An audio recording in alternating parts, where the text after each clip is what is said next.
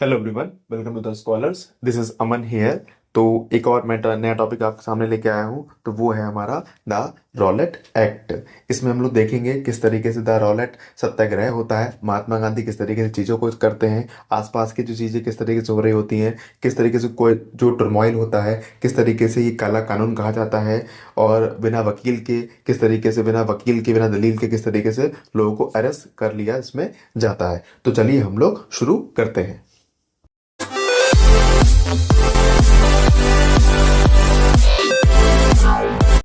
देखिए, महात्मा गांधी का ऐसे मैंने देखा, आपने यहाँ पे मैंने महात्मा गांधी का फोटो लगा रखा है क्योंकि ये बहुत ही इंपॉर्टेंट पर्सन थे इसमें द रॉलेट सत्याग्रह में। किस तरीके से जगह चलता है पहले समझिए। जो हमारा the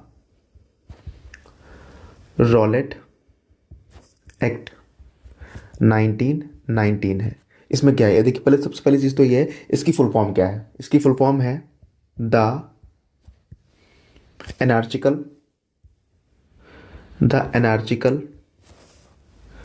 end revolutionary revolutionary crime act 1919। देखिए क्या था इसमें, किस तरीके से कैसे काम करता था ये, और किस तरीके से गलत था इंडियंस के लिए। इसमें ये था कि पहले समझ लीजिए कि किसने किया था ये बाई। जैसे कि देखिए अभी इंडियन पार्लियामेंट है, उस समय क्या थी, ये थी इंपीरियल इंपीरियल जो लेजिस्लेटिव थी, लेजिस्लेटिव। उसने क्या किया था, इसको पास किया था कब, मार्च 1919 में इसको पास किया था। ठीक है, अब जरा समझते हैं इसके बारे में कि इसमें क्या दिक्कतें थी। देखिए ये पहले क्या था,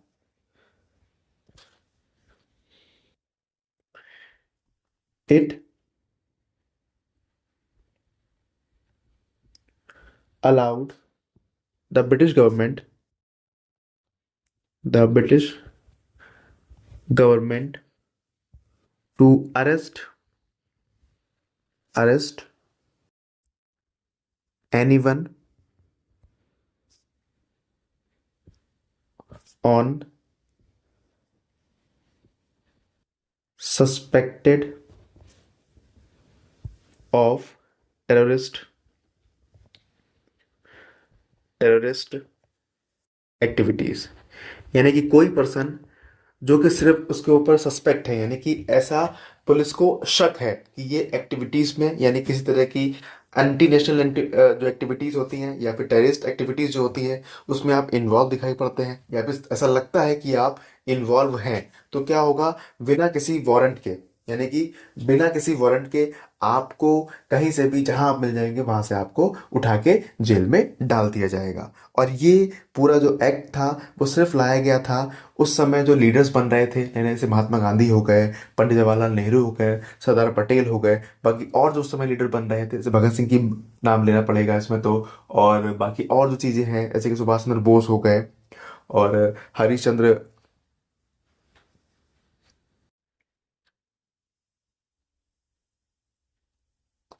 तो जिस तरह की ये जो लीडर्स थे, जो रेडिकल लीडर्स थे, उनको उठा के जेल में डालने का काम करने के लिए ये वाला जो एक्ट है वो लाया गया था। ठीक है, जरा और समझिए इसके बारे में, कुछ एक दो सब पॉइंट्स हैं इसके, यहाँ पर लिख देता हूँ मैं आपको। देखिए इसमें पुलिस के पास क्या क्या अथॉरिटीज थी, यानी कि लगभग अप टू 2 इयर्स, यानी कि 2 साल तक क्या कर सकते हैं आप, 2 साल तक बिना किसी ट्रायल के, विदाउट एनी ट्रायल क्या कर सकते हैं आप, किसी पर्सन को जेल में रख सकते हैं बिना किसी ट्रायल के।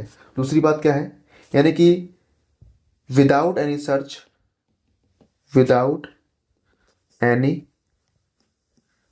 सर्च वारंट, सर्च वारंट कोई भी प्लेस क्या कर सकते हैं, सर्च कर सकते हैं कोई भी प्लेस। जिनको पुलिस को ऐसा लग रहा होगा कि सस्पेक्ट है, कुछ यहाँ पे दिक्कत हो सकती है इस प्लेस पे, तो वो किन्हें बिना किसी वारंट के क्या करेंगे, आ जाएंगे सीधे सर्च करने। आपका घर है या कुछ भी इस तरीके से कर सकता है। ठीक है, तो इस तरीके से अगली बात करते हैं जरा हम लोग इसके बारे में।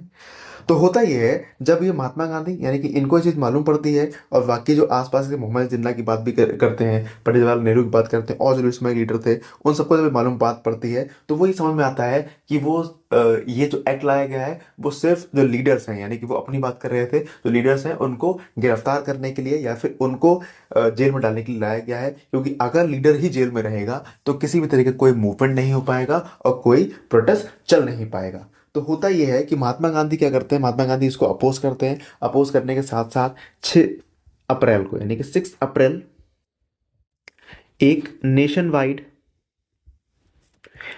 का मतलब यानी कि पूरे हिंदुस्तान में नेशन वाइड हड़ताल अनाउंस करते हैं। हड़ताल का मतलब क्या होगा, यानी कि जो भी वर्कर्स ब्रिटिशर की फैक्ट्री में काम कर रहे हैं, ब्रिटिश के ऑफिस में काम कर रहे हैं, ब्रिटिश के स्कूल में काम कर रहे हैं, कचहरी में काम कर रहे हैं, वो सब कुछ अपना काम छोड़ दें वहाँ से, यानी कि वो काम आपको नहीं करना है और छोड़ दीजिए, उसमें बिल्कुल बिल्कुल भी काम नहीं करना है। अगला समझिए। तो इसको क्या बोला गया, यानी कि इसको बोला गया रॉलेट सत्याग्रह। ये बात ध्यान रखिएगा, इसका एक और ऑब्जेक्टिव था, यानी कि हिंदू और जो मुस्लिम यूनिटी की बात हो रही थी इसमें। यानी कि महात्मा गांधी का हमेशा ही एक ही स्टैंड रहा है कि हिंदू मुस्लिम की यूनिटी बहुत ज़रूरी है इस कंट्री को चलाने के लिए। जब तक ये लोग साथ में नहीं आएंगे तब तक कंट्री क्या होगी, आसपास यहाँ वहाँ के जो टॉपिक्स रहते हैं उसमें उलझी रहेगी, जो स्पेसिफिक कंट्री को डेवलप करने के टॉपिक होते हैं उसमें हम लोग सही तरीके से कंसर्न नहीं ले पाएंगे और सही तरीके से डेवलपमेंट नहीं हो पाएगा। तो महात्मा गांधी ने इसमें भी ये ध्यान रखा था कि हिंदू मुस्लिम यूनिटी यहाँ पे बनी रहे। और मोहम्मद अली जिन्ना भी इसको अपोज कर रहे थे, क्योंकि ये कानूनी इतना खतरनाक था कि शायद उनको भी अरेस्ट किया जा सकता था या फिर ऐसे किसी भी लीडर को अरेस्ट किया जा सकता था। ठीक है, तो इसी की वजह से एक और जो पॉइंट आपको जोड़ता हूँ मैं, 13 अप्रैल